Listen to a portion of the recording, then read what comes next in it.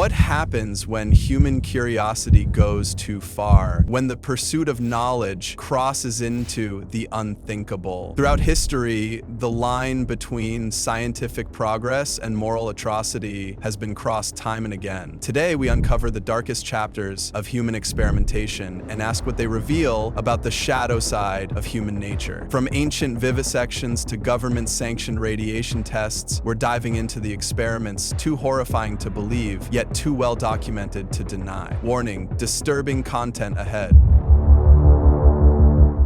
The year is 300 BC. Alexandria, Egypt, home to the greatest library in the ancient world. While philosophers debated the nature of reality, one man took a more direct approach. Herophilus, a physician from Chalcedon, conducted what might be history's first serial killings disguised as science. In public theaters, condemned prisoners were strapped down, fully conscious, as he methodically sliced open their still-living bodies. No anesthesia, no mercy, just screams, murmurs from the audience, and clinical observations from the man wielding the knife. His student, Erasistratus, joined these vivisections, turning torture into a grotesque spectacle of learning. For over 40 years, they cut into living people, exploring organs while they still pulsed with life. Herophilus wasn't a sadist in the traditional sense. He was driven by something perhaps more dangerous: unbridled curiosity. His findings revolutionized medicine. He identified the brain, not the heart, as the center of intelligence. He distinguished between motor and sensory nerves and mapped the reproductive system with unprecedented precision. But at what cost? Hundreds of victims, experiencing pain so severe that many historians believe they died from shock before the examinations were complete. The bitter irony? For 1,800 years after Herophilus, human dissection was largely forbidden. When the Library of Alexandria burned, most of his written works were lost forever. All that suffering and the knowledge nearly vanished. Anyway, the shadow of Herophilus raises disturbing questions. Would waiting for ethical approaches have delayed medical progress by centuries? Or would respect for human dignity have led to different, perhaps superior methods of discovery? What does it say that some of our most foundational medical knowledge comes directly from atrocity? Every modern doctor benefits from discoveries first glimpsed in the agonized bodies of unwilling subjects.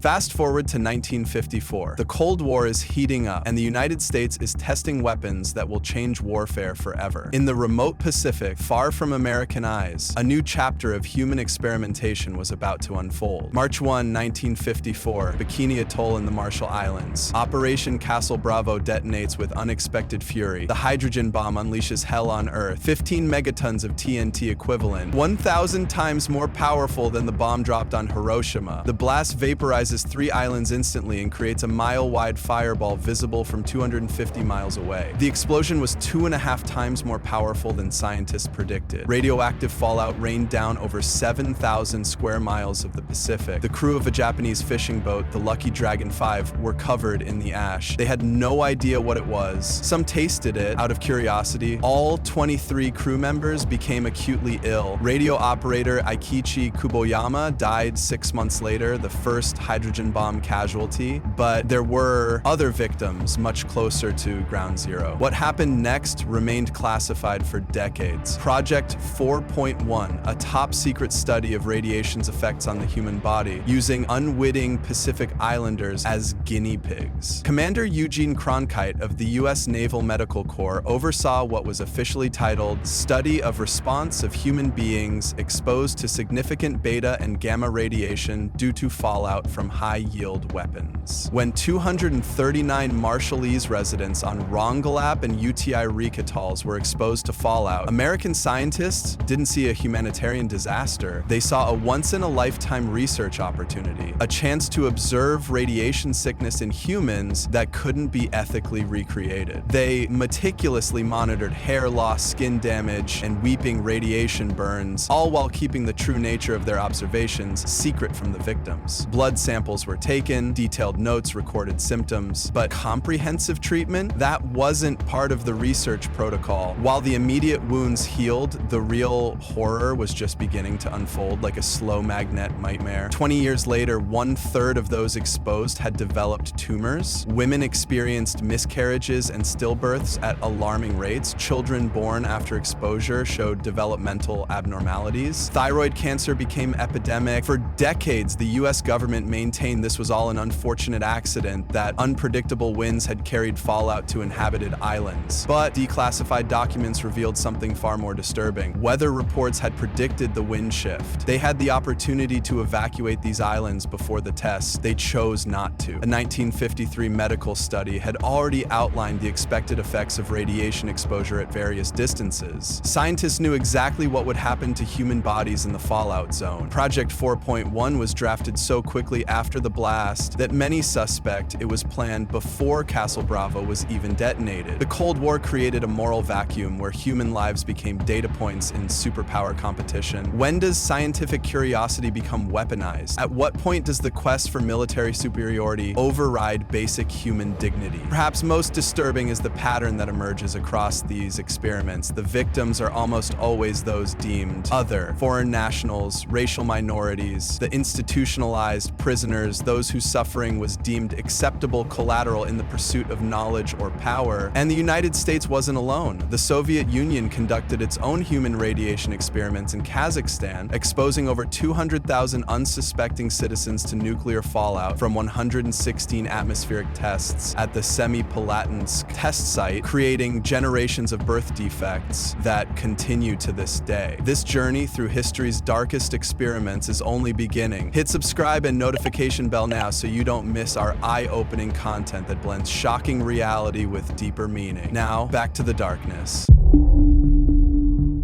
While we're taught that medicine aims to heal, sometimes it becomes the perfect cover for inflicting harm. The white coat, the sterile lab, all symbols of trust weaponized against the vulnerable. Macon County, Alabama, 1932. The U.S. Public Health Service arrives offering free medical care to poor black sharecroppers, a rare opportunity in the segregated South. Nearly 400 African-American men with syphilis were enrolled in what they were told was treatment for bad blood. In reality, they were merely being monitored as the disease destroyed their bodies and minds. The real horror, even after penicillin became the standard treatment in 1947, these men were deliberately denied the cure. Health officials prevented them from accessing treatment elsewhere. They watched them go blind, descend into madness, and die, all while documenting every symptom. The men were never told they had syphilis. They believed the spinal taps were special free treatment. The deception continued for 40 years. But Tuskegee was just the beginning. In 1946, as outrage over Nazi experiments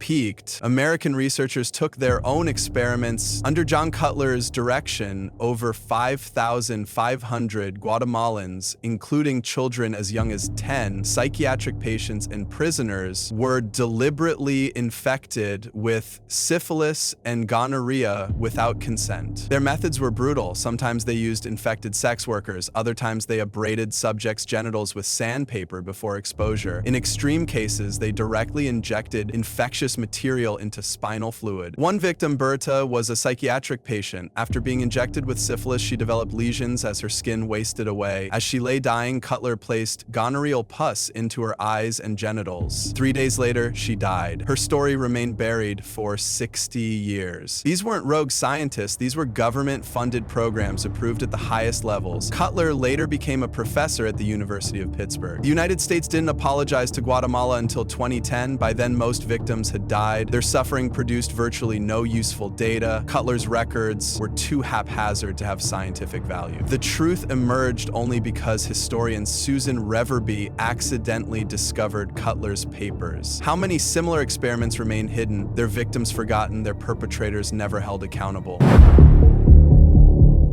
While the Holocaust rightfully dominates our understanding of World War II atrocities, another chapter of horror unfolded in East Asia that remains less known in the West, a place where medical science became so twisted that it's difficult to distinguish from sadism. Harbin, Manchuria, 1935. Japan has occupied this Chinese region and established a facility under a seemingly innocuous cover story, a lumber mill. Its real name, Unit 731. Its real purpose, biological warfare research that would cross every conceivable moral boundary. The commanding officer, Lieutenant General Shiro Ishii, created a medical hell on Earth. Victims weren't even called humans. They were referred to as maruta, or logs, completely dehumanized for what came next. What set Unit 731 apart wasn't just the scale, hundreds of thousands of victims, including Chinese civilians, prisoners of war, children, and pregnant women, but how the cruelty often served no scientific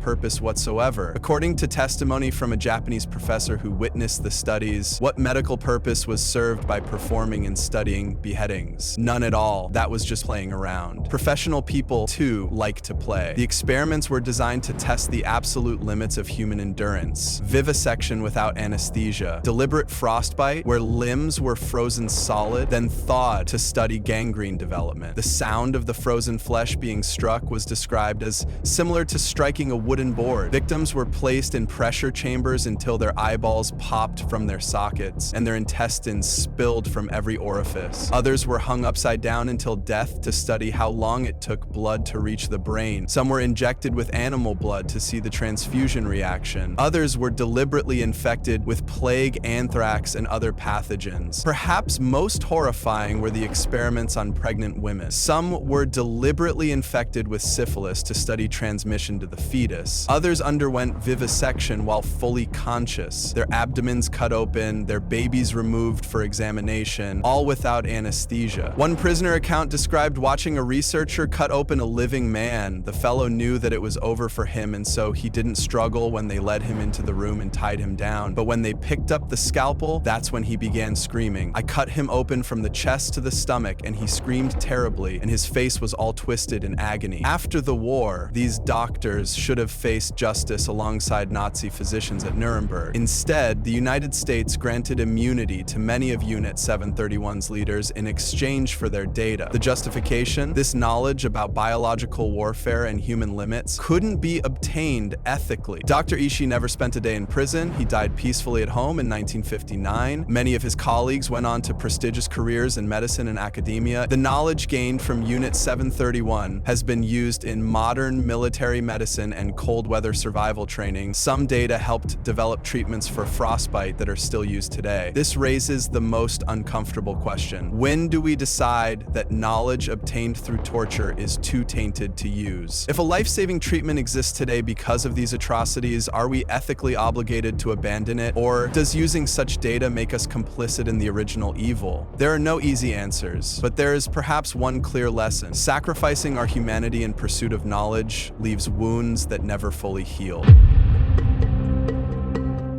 The most frightening question isn't just what happened then, but what happens now. Have we evolved beyond these horrors, or merely gotten better at hiding them? From the 1950s to the 1970s, the CIA's MKUltra program subjected unwitting Americans to mind-altering drugs, sensory deprivation, and psychological torture, all pursuing mind control techniques. The program only came to light because financial records were accidentally left out of the document destruction ordered in 1973, the full scale may never be known. Even today, pharmaceutical companies sometimes conduct trials in countries with weaker regulations. Vulnerable populations, the poor, the desperate, the uninformed, remain at risk. In 1996, Pfizer tested an experimental antibiotic on children during a Nigerian meningitis outbreak, allegedly without proper consent. 11 children died. The company later reached a confidential settlement with affected families, anomalies, today's ethical guidelines exist because of past horrors. The Nuremberg Code was created in response to Nazi atrocities. Informed consent requirements and review boards were born from suffering, yet the fundamental tension remains: the push for knowledge, profit, or national security versus individual human dignity. When the CRISPR gene editing revolution began, scientists imposed a moratorium on human germline editing. Yet, in 2018, researcher He Jiankui created the world's first gene-edited babies, twin girls, whose DNA was altered to resist HIV. The scientific community condemned him, China sentenced him to prison, but the line had already been crossed. Those children will live their entire lives as unwitting experiments. Regulations are only as strong as our willingness to enforce them. When experimentation happens in secret or in places with weak oversight, history's darkest chapters risk repetition. Unlike the past, today we have unprecedented safeguards: ethics committees, trial registrations, whistleblower protections, and global communication network. What once happened in shadows now faces the disinfecting power of sunlight. The scientific community increasingly recognizes that valid research requires not just methodological rigor, but ethical integrity. Perhaps the most important lesson is that true progress never comes from abandoning our humanity, but from embracing it more fully, including our capacity for ethical reasoning, empathy, and respect for human dignity.